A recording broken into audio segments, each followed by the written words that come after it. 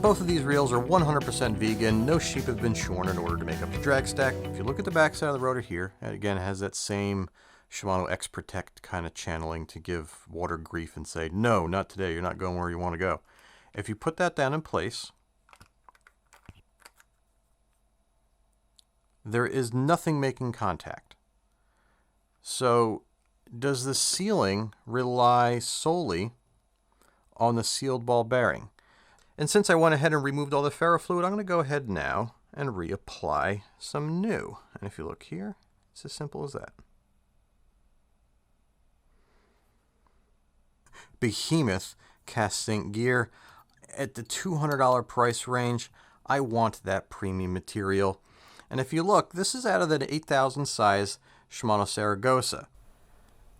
Gentlemen, ladies, and anyone in between, I welcome you all, and today we'll be getting up close and personal doing a side-by-side comparison between one of the greatest egg beaters ever to be designed on paper in the $200 price range, the Penn Slammer 3, and we'll be comparing it directly to the big brother to the BG, the Daiwa Saltist. Now, before we kick this off, I need to ask you all for a quick favor. If you don't mind, hit that like button. The more people that hit the like button earlier on, the more people down the road will find this video, because that's the way the YouTube algorithm works.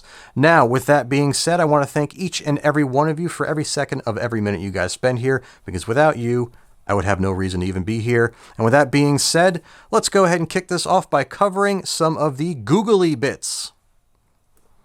Both of these reels are available in a very wide range of sizes. The Daiwa Saltist starting off in a 10-ounce 2500 size, going all the way up to their 30-ounce 8000 size. Now the Slammer starts off at a slightly larger 3500 size, which comes in at around 14 ounces, but it goes all the way up to an absolutely monstrous 10,500 size, which is 40 ounces. Next up, pertaining to the shit you don't need me for, both of these reels drags are capable of stopping pretty much anything out there that swims. However, if you need absolute maximum drag pressure, the Penn Slammer beats the Daiwa Saltist across the board. The smallest 3500 Slammer, which comes in at around 14 ounces, can put out a maximum drag of 30 pounds. The largest, beastly 10,500 size that comes in at around 40 ounces can hang Tyrion Lannister above Khaleesi's dragon and use him as a cat toy. Whereas with the largest Daiwa, the 8,000, which is around 30 ounces, can only put out 30 pounds.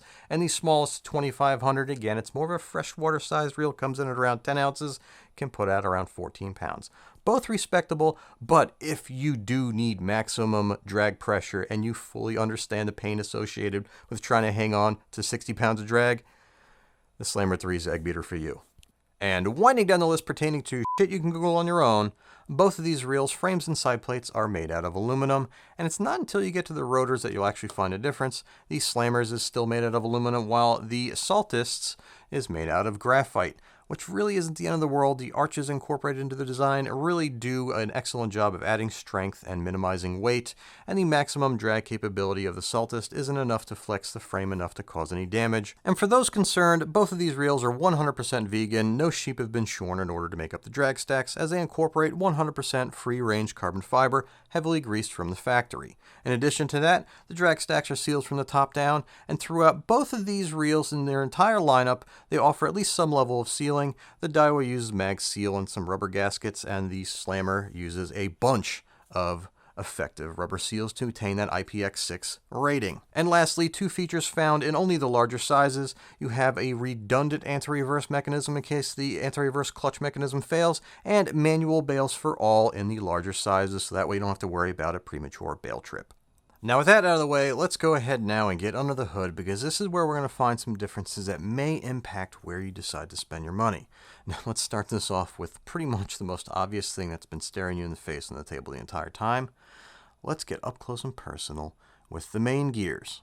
Now, yeah, I get it. They're two totally different sized reels. The Daiwa is a 5,000 size. It weighs about 23 ounces, and this thing comes in at around 14 ounces. I get it.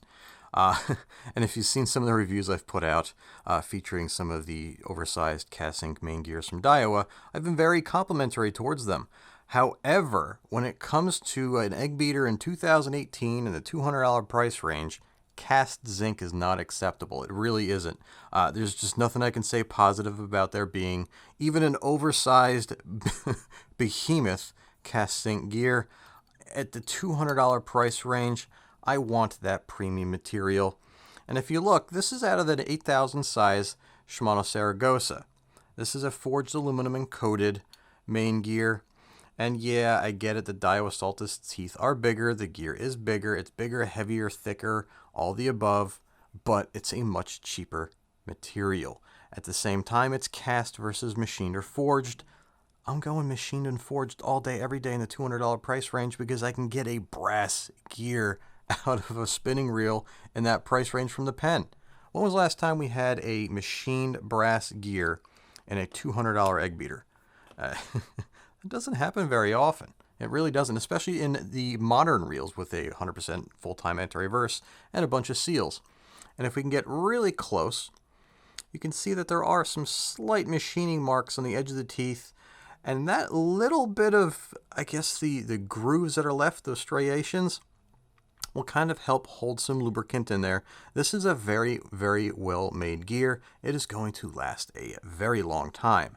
Now, if you look at the angle that it's at now, you can see the wear pattern on the tooth. About the only downfall that I can find, and again, I'm not an engineer, but the pinion only interacts with that main gear's tooth about 3/4 of the way through. And if you take a look at how Daiwa does it on theirs, you can see that wear pattern on the edge of that gear tooth. It extends the full length of the tooth. Now, there has to be something to that as far as having that extra bit of metal to back up what the 200-pound gorilla on the handle is putting into it. But in the long run, I know these reels aren't necessarily tried and true just yet, but brass main gear all the way, hands down, Slammer wins out. Next up, let's go ahead and take a close look at the main shafts and how they're supported. And if you look here, the shaft on the Slammer 3 is a much darker material than the one in the Saltist. That's because it's made out of a coated titanium. Now, for those of you out there under a rock that don't realize titanium is a more premium material than stainless steel, I'm here to tell you, I don't know if it makes a difference. I really don't. But it is lighter in weight and it does retain pretty much the same strength. So how is that important? If it is indeed stronger than the equivalent in stainless steel, that would mean if you kind of took a spill in the rocks or spill on a sod bank and you landed on your reel, you run less of a chance of bending the spool shaft, which can bind up the entire reel. On top of that, if you look at how the shafts are supported, you have one rod here that supports this area of the oscillation cam and the main shaft, whereas here you have one here and one here, and both of these also rely on the oscillation drive gear to support the base of the main shaft as well. So we got to give bonus points to the Slammer. Not only does it have the additional support, the oscillation cam gear is made out of brass. Now again, in the past I said it could be made out of bubblegum. It's not a big deal, but it's a more premium material and they're priced the same versus your standard cast zinc down here. So already, again, on paper, I am digging everything I'm seeing about this new Slammer 3. Now before we move along, it's worth pointing out that the oscillation drive gear in the Saltist runs on a ball bearing, where on the Slammer 3 it runs on a bushing. Now when it comes to freshwater finesse style reels, you want that ball bearing because you can feel every little bit of extra added weight or resistance.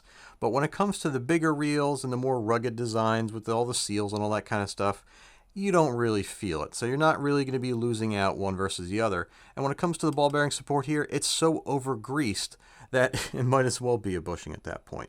In addition to that, when it comes to how the spool shaft is supported throughout the pinion, the Slammer 3 adds a bushing in the center of the pinion, so that way when there is a load being put on it, it's not running directly on the brass pinion and has something to kind of mitigate the friction. Nice touch, not found in the Saltist, so bonus points go to the Slammer there. So in all, I think honestly, if you were to compare the two side by side, the Slammer does offer a higher level of support. Whether or not that translates into anything you'll notice on the water, it's on you. Now moving right along to the AR clutches, the top one being out of the Saltist and the bottom one being out of the Slammer. If you look here, that is not burnt oil. That is actually Daiwa's Magical Magnetic Mag Seal. Now, for those of you that aren't familiar with how that works, real quick, this top plate is what conceals the AR clutch mechanism.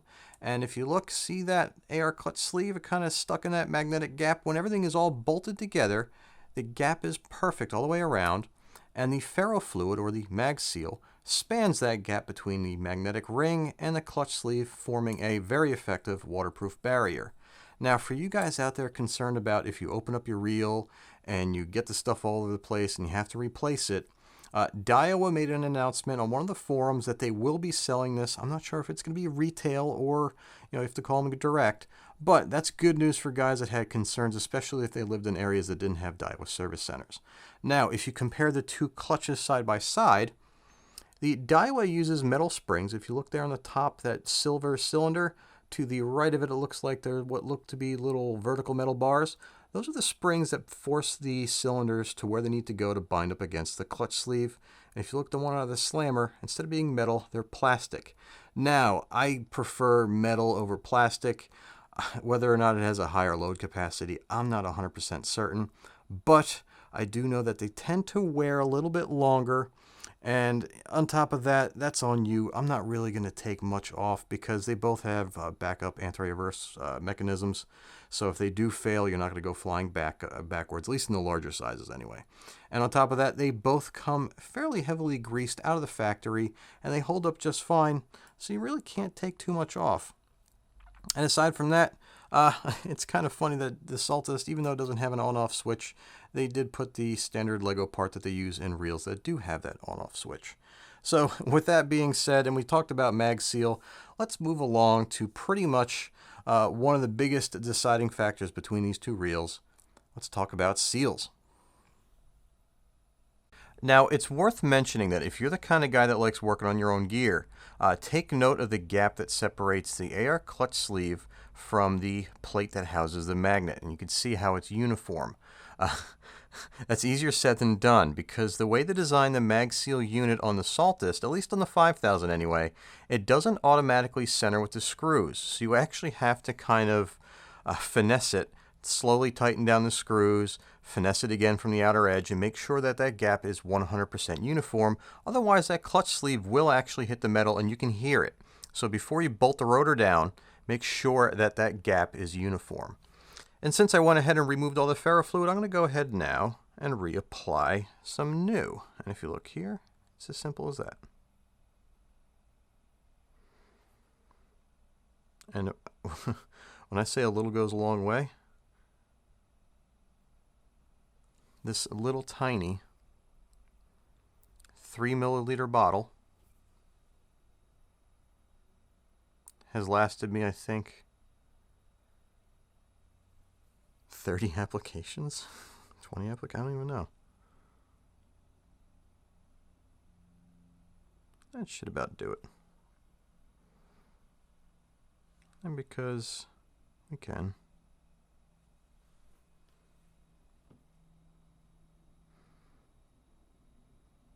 hooray, magnetism. And I recommend using plastic when you're applying it, because if you use something that's metallic or can be magnetized, it'll kind of collect the ferrofluid and you'll end up wasting it.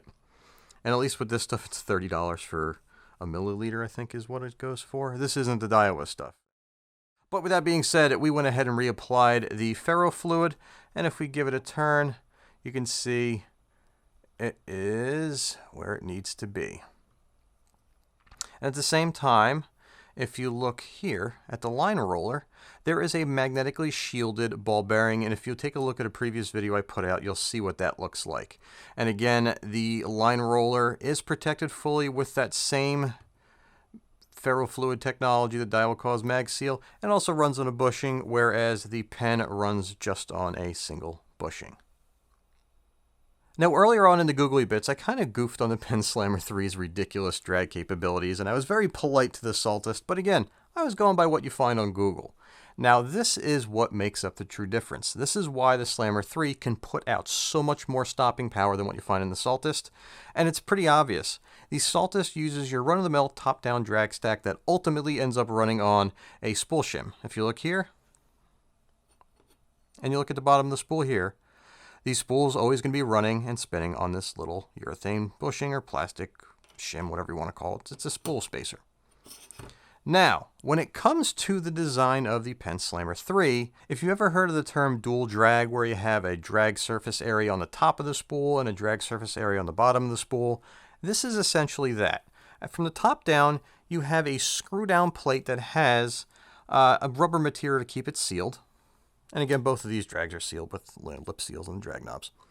You have your two top washers, your metal washer and your carbon washer, that are sandwiched between the top of the spool. Big deal. Everybody else does that.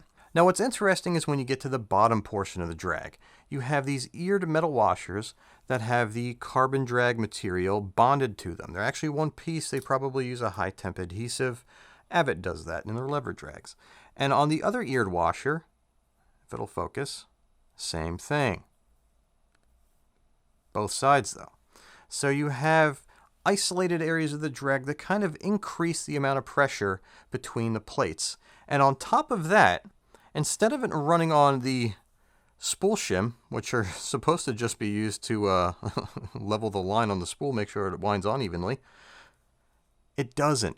This plate here is fixed. This will not turn. This is the bottom plate on the bottom of the spool, just like so. If you can imagine that going in just like that.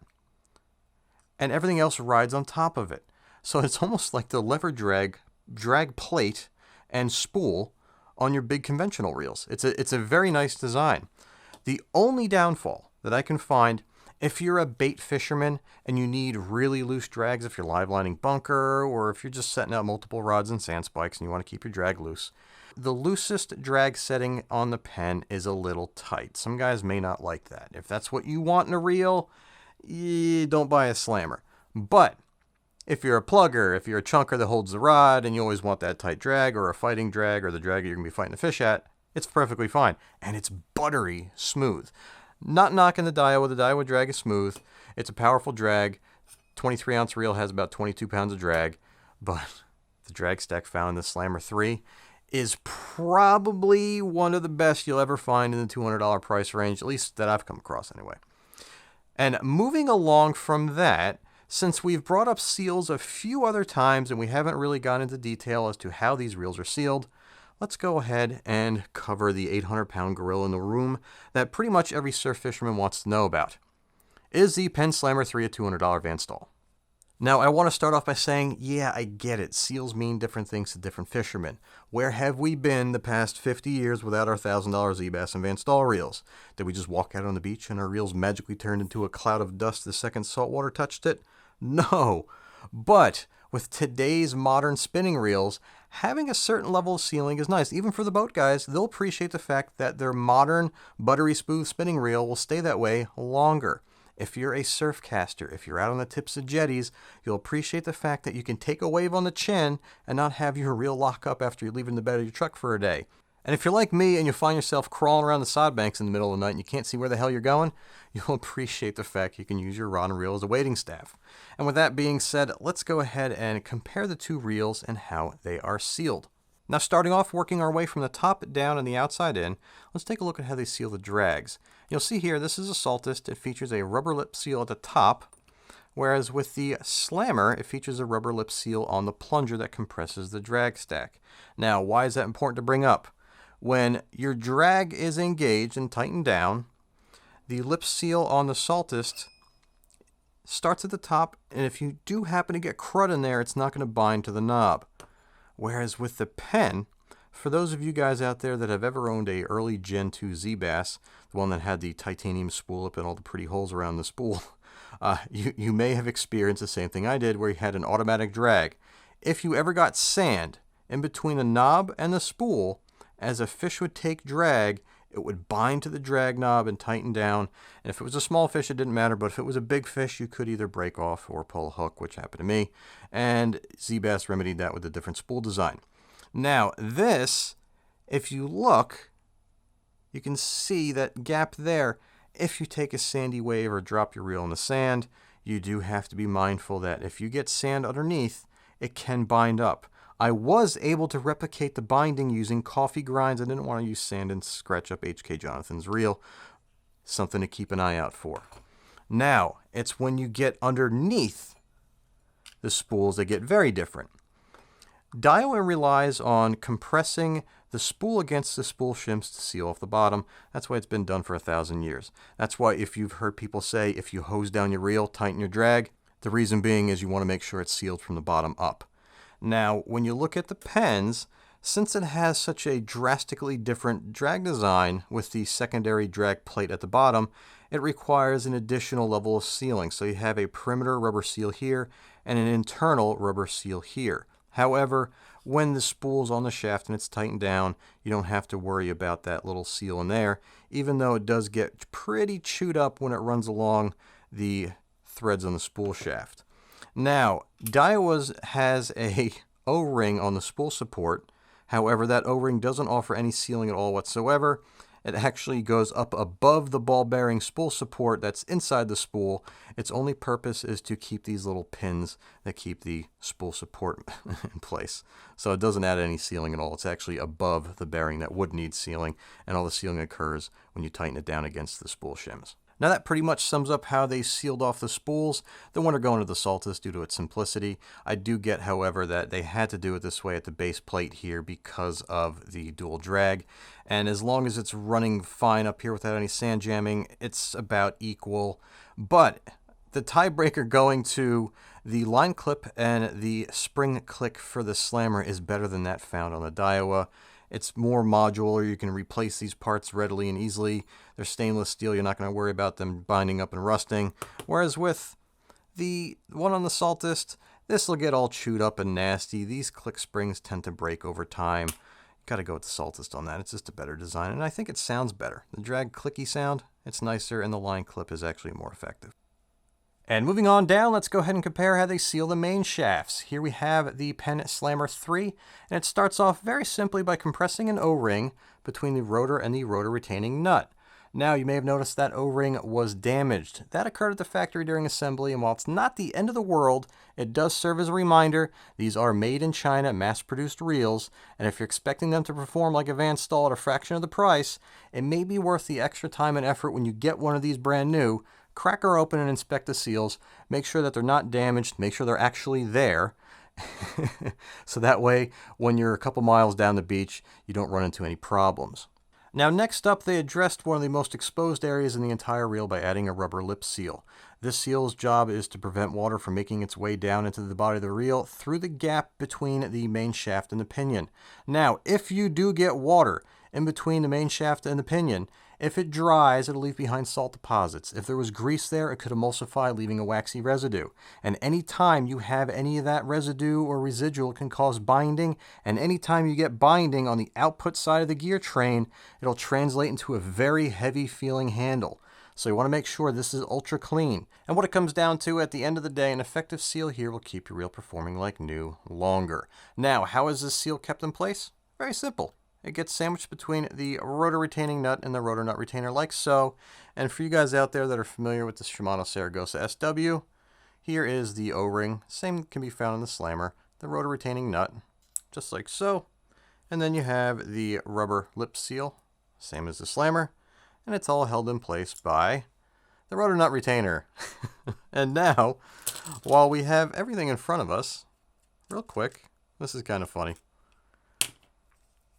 If you look at the base of the rotor and the top shield, we'll call it a shield, of the anti-reverse clutch mechanism, and compare it to Shimano's X-Protect, this simulates the underside of the rotor.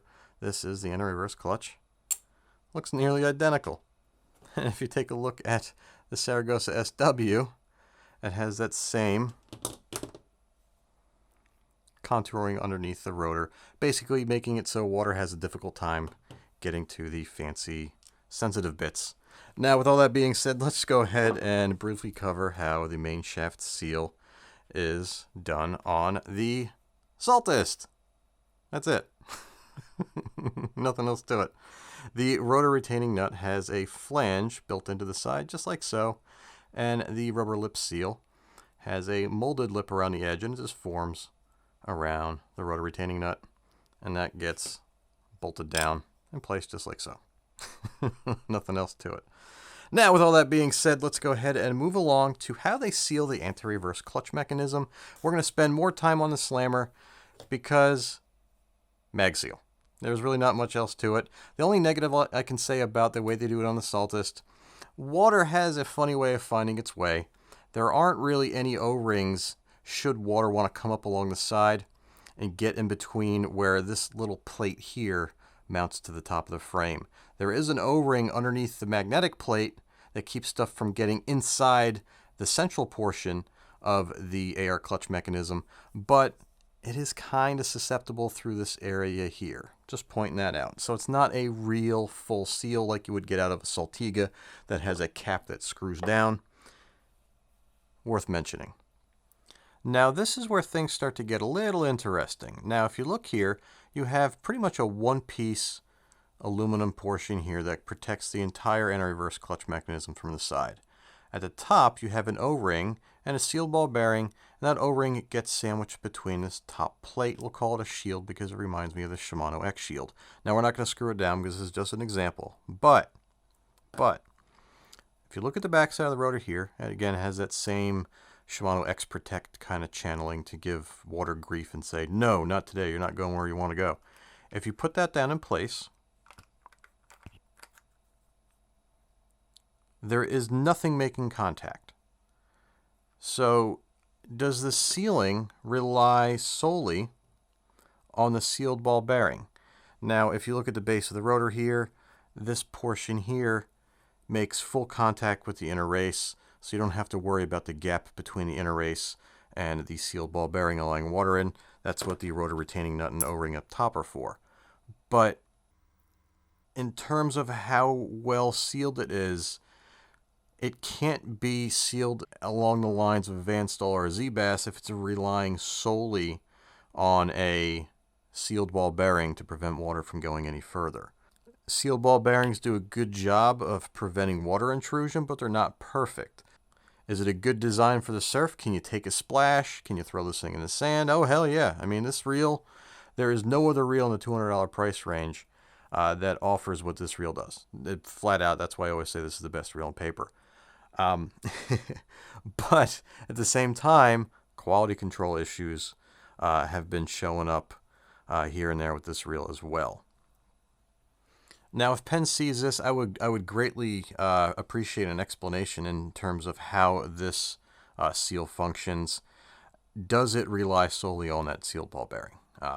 If it does, that's fine. It's just that I wouldn't trust this if I'm at 100 yards out in the middle of the bay on a flat releasing stripers and bluefish. I'm not going to be cranking and winding this thing underwater like you would have Penn Torque 1 or a Van Staal or a Z-Bass. It's just one of those things that it would be more or less a really nice backup to one of those reels if you're the kind of guy that just basically wades or fishes the sod banks. This is a perfect $200 reel. I mean, the street price on this goes down to $150. Now, in addition to that, with this shield in place, if I can get it to focus, it's kind of tough to tell. Another thing I'd like to hear from Penn, did they put a hydrophobic coating on this? You see that? That's a little bit of grease residue, but see that little boogery thing on my finger right there? It feels like glue, like a glue residue, which is what you find on the Shimano X Protect. Interesting. I don't know. I can't confirm or deny it, but if Penn wants to chime in, I'm all ears, like I said.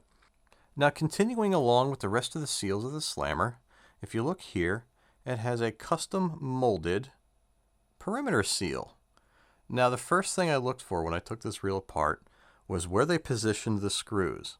Because the first day the Torque 1 came out, and I know the Torque 1 was tried and true, you can fish it like a Van Staal, I was goofing on Penn. Again, the day it came out, my tackle shop called me up, said they got one in. I was planning on buying it, but I was kind of up in the air. I ended up buying a Stella. But the perimeter seal looked good, but the screws were mounted inside the seal, and I got a kick out of that. And I was pleased to see that on the Torque 2, and on this one, they moved the screws to the outside of the seal. Hello? Why didn't they do that in the first place? But Very effective seal, gets sandwiched between the frame and the side plate like so. And if you look here, you can see that rubber lip seal right around the axle of the main gear. I like that better than the Daiwa design because, yeah, I know everybody's not taking the handle on and off all the time, but it's fixed, it's static. You're not really moving anything in and out wearing the seal other than rotating within the seal. Whereas this one, you're trying to fit the handle on the threads and you're wobbling it around. You could damage the seal that way. This sealing at the side plate, at the side plate bearings, I should say, much better than what you find in the Saltist. And in addition to that, they go one step further. If I can get this freaking thing apart. If you look, those 3 screws aren't there to just keep the bearing from falling out. It's there because they want equal pressure on 3 sides to sandwich that seal between the bearing and the side plate. Not something you find on the Saltist. Excellent design, and if you take a look at how they do it in the Stratic, same exact way. Now, with all that being said, I just want to touch on real quick something I didn't mention earlier. For you guys that are concerned about premature bail trip, you do have a removable trip ramp, and you do also have a rotor brake. Now, the rotor brake design in the Slammer is very interesting.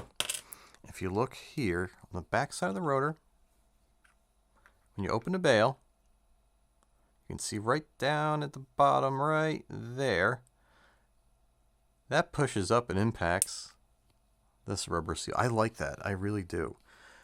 Rotor brakes like this just get crusty after a while, especially when you're getting sandy and salty. Really nice design on that. Now, I guess I guess that about wraps it up. I am thoroughly impressed with this Slammer 3 design. It is a little bit heavy in hand. When I say heavy in hand, I mean when you're turning the handle. That has a lot to do with the amount of seals and the very heavy metal rotor. But it's a good feeling reel. It really is. If Penn would get out of their own way and up their quality control and consistency, I don't know of a reel that's in this price range that can even compete with it. I mean, the proven out Saragosa has some catching up to do in terms of how it compares to the Penn Slammer. Now, at the same time, Saragosa's got to be coming out soon, 2019 at the latest.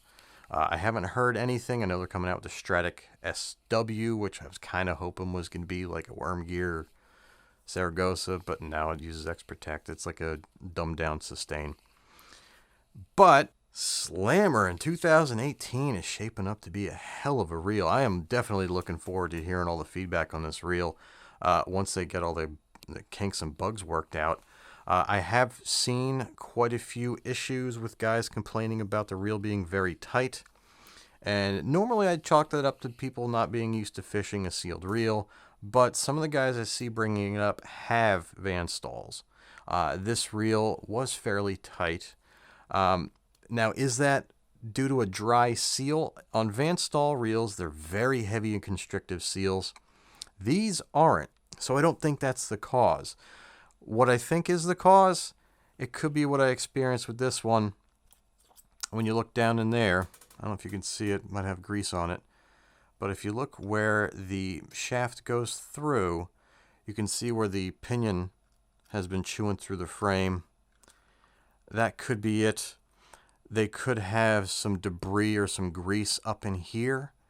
And anytime you have tightness or very tight or restrictive feeling when you're reeling a reel, it's usually on the output side. So a tight seal here, a tight seal here, really won't make it really heavy handled. So I'm curious, maybe it's just too much grease on the main shaft through the pinion. I don't know.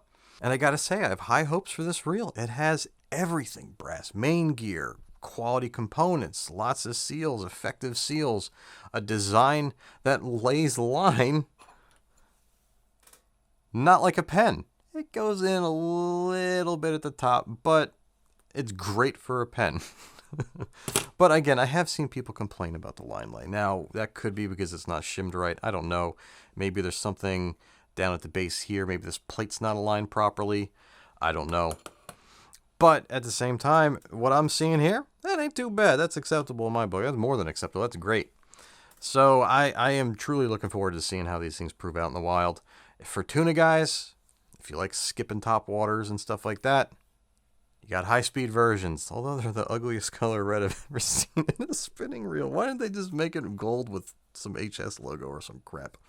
Seriously, the red on that high-speed version is just, I don't care about looks, but it's fugly.